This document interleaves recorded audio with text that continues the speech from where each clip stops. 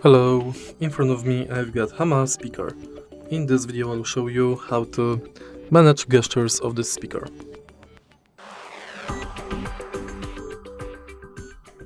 In the beginning, take a look at the top. Right here we've got the power button. Press and hold it to turn the speaker on or off. Press the plus button once to increase the volume, or press and hold it to skip to next song. Press the minus button once to decrease the volume, or press and hold it to skip to previous song. Press this button to play and pause. Now for the hands-free system,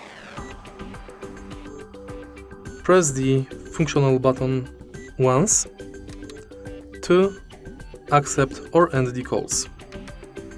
Press and hold it for 2 seconds to switch the conversation. And that's basically it. If you find this video helpful, please leave like, comment and subscribe.